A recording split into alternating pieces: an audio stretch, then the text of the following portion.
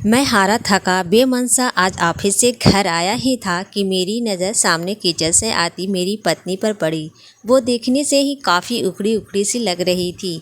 उसकी मनोदशा देखते ही मैं समझ गया था कि ज़रूर ही कोई तो बात है, इसलिए मीनाक्षी इतनी रूखी-रूखी सी लग रही है। मैंने हाथ-मुँह धोए हुए थे, इसलिए मैंने उससे तौलिया मांगा।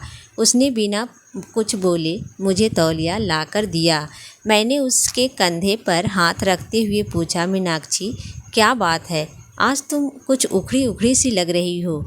तो उसने मुझे खा जाने वाली नज़रों से देखा और भड़कते हुए बोली, आपको क्या, फिर चाहे बेटी ट्यूशन से फीस न देने की वजह से बेइज्जत करके भगा दी जाए, या फिर बेटे पर स्कूल ड्रेस के जूते न होने की वजह से उसकी स्कूल की फुटबॉल टीम में खिलाने से मना कर दी जाए, आपको क्या। आपको तो बस सुबह 9 बजे जाने और शाम को 8 आने और फिर चद्दर तान के सो जाने के अलावा एक पल की भी चिंता नहीं है, और न मेरा कोई ख्याल।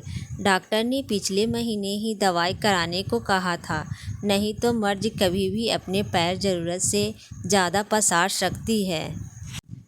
कभी तुमने ध्यान से देखा है मेरे चेहरे की ओर?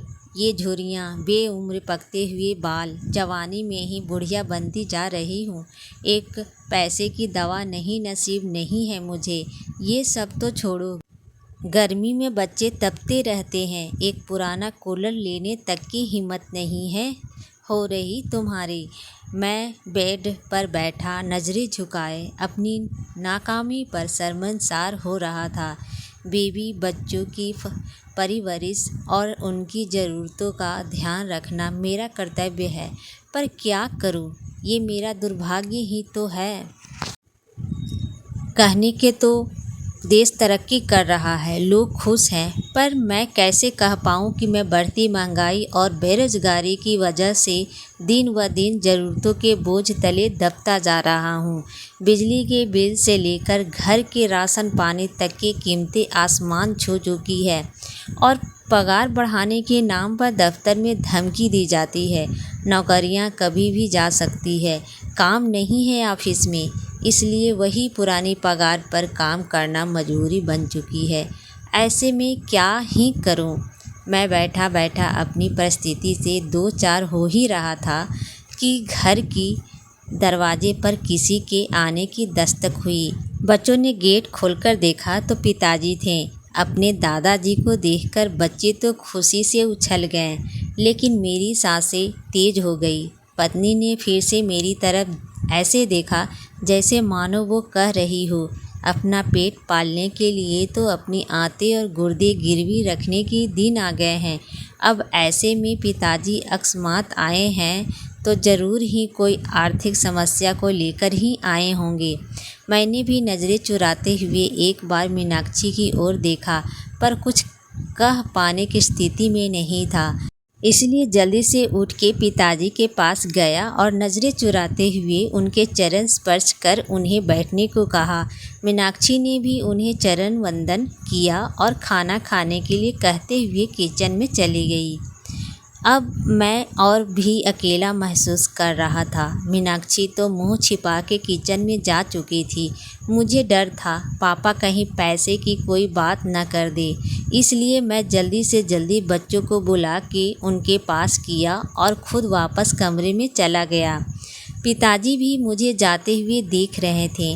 मैं किचन में आया तो मीनाक्षी ने कहा, पिताजी ज़रूर ही किसी आर्थिक मदद की आस करके आए होंगे, ऐसे में उन्हें हम ही याद आते हैं। बड़े वाले भाई साहब को कोई याद नहीं करता, देने के नाम पर उनका नंबर आता है और जब कोई ज़रूरत हो तो सब लोग हमारे यहाँ आ जाते हैं। वैसे तो शब्द मीनाक्षी कभी नहीं बोलती, पर इस बार उसके घर की तंगहाली इस लेवल पर थी कि उसे मरने के लिए अगर जहर खरीदना हो तो उसके लिए भी पैसे का इंतजाम न के बराबर ही था।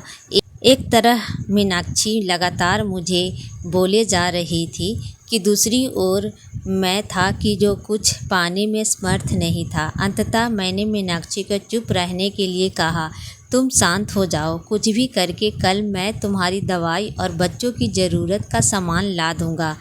पर अभी के लिए पिताजी का मान रखो। उनके सामने घर में क्लेश करने का मतलब उनकी मान मर्यादा के खिलाफ है। मीनाक्षी समझदार थी, पर उस पर आर्थिक तंगी का बुखार चढ़ा हुआ था, इसलिए वो बेकाबू थी। कहाँ से लाओगी? भीख मांग के या फिर खुद को गिरवी रख के? ये मेरा काम है, क्या करूँगा क्या नहीं। तुम बस अभी भगवान के लिए शांत हो जाओ। अब मीनाक्षी शांत हो गई। वो खाना लेकर टेबल पर लगा देती है। अब पापा और बच्चों सहित एक साथ खाना खाने लगते हैं। खाना खाते टाइम पापा ने एकाएक मेरी ओर देखा और पास बैठने को कहा।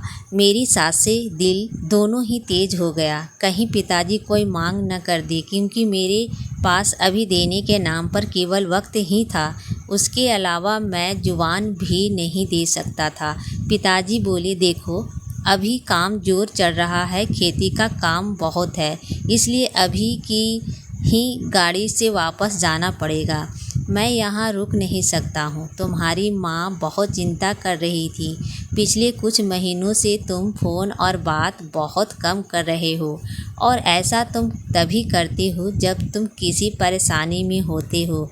ये तुम्हारी बचपन की आदत है। इसलिए माँ के जोर और मुझे मुन्ना और मुन्नी की याद सता रही थी, इसलिए मैं आ गया। यहाँ तक तो ठीक था, पर मैं अचानक बैठा था कि अब पापा क्या कहने वाले हैं। मैंने एक नज़र मीनाक्षी को देखा तो वो किचन की चौखट पर पापा की आड़ किए हुए खड़ी थी और पापा आगे क्या कहने वाले हैं जानने के लिए उत्सुक हो रही थी। लेकिन आगे पापा ने अभी कुछ कहा नहीं, बस खाना निपटाया और मुंह हाथ धोए। अब पापा ने अपने कुर्ते के जेब में हाथ डाला और एक नोटों की गड्डी निकाली और मेरी ओर बढ़ा दी। ये देखकर मैं अवाक और सकते में आ गया। एक पल के लिए मैं स्तंभ और निशब्द ही खड़ा रहा। पिताजी ने कहा, अरे पकड़ो भाई, अब इतने बड़े नहीं हो गए हो कि हमारी दी हुई आशीर्वाद को ग्रहण न कर सको। वैसे भी इस बार फसल अच्छी हो गई थी, इसलिए कोई दिक्कत नहीं आई। अब उन्होंने मीनाक्षी की ओर इशारा करते हुए कहा, बहू का और बच्चों का अच्छे से ध्यान रखो। देखो कितनी कमज़ोर हो रही है, और अपना भी। उन्होंने पैसे मेरे हाथ में रख दिए। मेरी आंखें भर आई थी और वो बचपन के दिन याद आ गए, जब पापा हमें स्कूल जाते वक्त 4 आने ऐसे ही हाथ फैलाने पर रख दिया करते थे। पर बस इतना अंतर होता था, उस वक्त मेरी आंखें झुकी हुई नहीं बल्कि प्यार और दुलार से ऊंची होती थी। फिलहाल मीनाक्षी और मैं दोनों ही गलत साबित हो चुके थे, इसलिए खुद की नज़रें खुद से ही नहीं मिला पा रही थी। सच में बच्चों के लिए माँ बाप बोझ हो सकते हैं, पर माँ बाप के लिए बच्चे कभी भी बोझा नहीं होते। वे हमेशा उनका ध्यान रखते हैं।